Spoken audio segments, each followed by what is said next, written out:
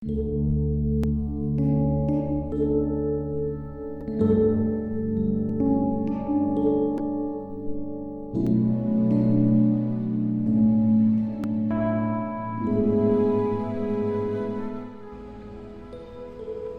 pagi, saudara yang kekasih. Kembali kita berjumpa pada hari ini, hari Senin, tanggal 12 April, dengan pembacaan firman Allah yang terdapat di dalam Yesaya pasal 46, ayatnya yang ketiga dan ayat yang keempat.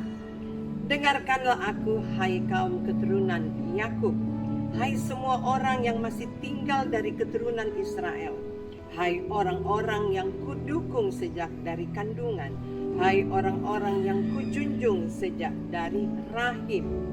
Sampai masa tuamu, aku tetap dia, dan sampai masa putih rambutmu, aku menggendong kamu.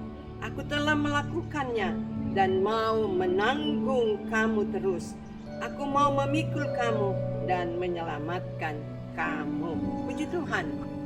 Saudara-saudara, pembacaan firman Allah pagi hari ini mengingatkan kepada kita semua bagaimana teguran Allah kepada bangsa Israel pada saat itu, karena mereka mulai menyimpang, mulai menyembah patung-patung, ada berhala di antara mereka.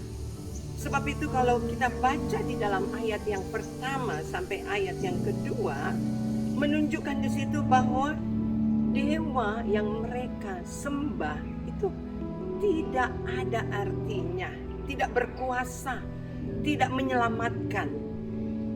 Ayat yang pertama dan kedua dikatakan demikian dalam Yesaya 46. Dewa Bel sudah ditundukkan, dewa Nebo sudah direbahkan, patung-patungnya sudah diangkut di atas binatang, di atas hewan.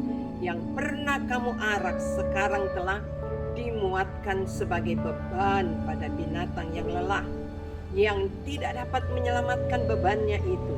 Dewa-dewa itu bersama-sama direbahkan, ditundukkan, dan mereka sendiri harus pergi sebagai tawanan.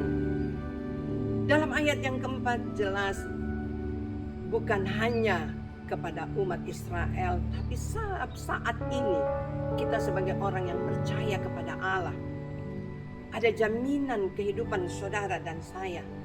Dalam ayat yang keempat, sampai masa tuamu aku tetap dia.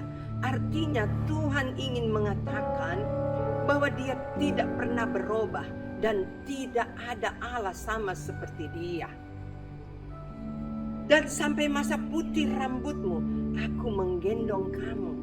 Tuhanlah yang tahu dan selalu melihat keberadaan umat-umatnya, keberadaan saudara dan saya, bahwa dia tidak pernah meninggalkan saudara dan saya. Sampai masa putih rambutmu, artinya sampai kita tua, sampai Tuhan izinkan kita berada di dalam dunia ini, Tuhan tetap yang sama, Tuhan yang setia.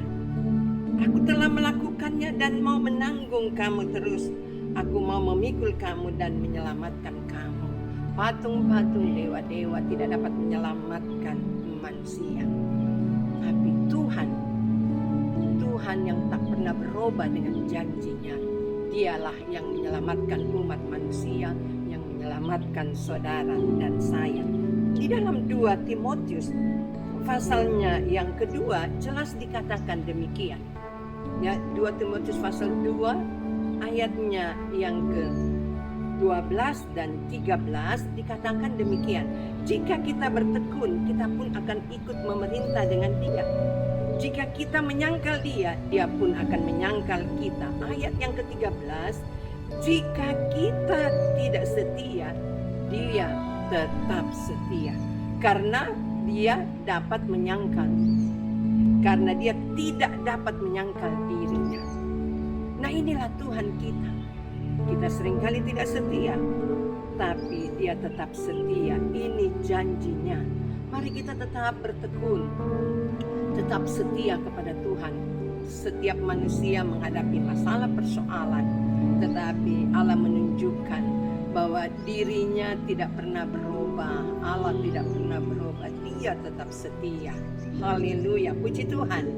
Mari sama-sama kita berdoa.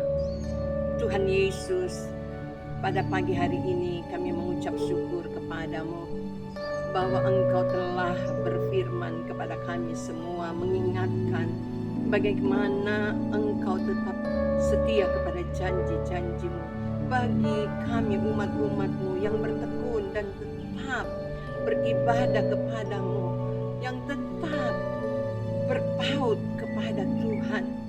Sebab itu pagi hari ini Tuhan, sebelum umat-umat-Mu, sebelum kami melakukan segala kegiatan aktivitas kami lebih jauh lagi, yang sedang membuka usaha, bekerja, bahkan dalam menghadapi pendidikan, Tuhan, kami serahkan semua ke dalam tangan-Mu, sebab Engkaulah Allah kami, Tuhan kami yang memberkati kami, yang tetap menjaga dan melindungi kami, menggendong kami. Dan inilah yang menjadi keyakinan kami bahwa Engkau tidak pernah meninggalkan kami semuanya. Engkau yang memberkati umat-umat-Mu. Terpuji hanya bagi nama-Mu.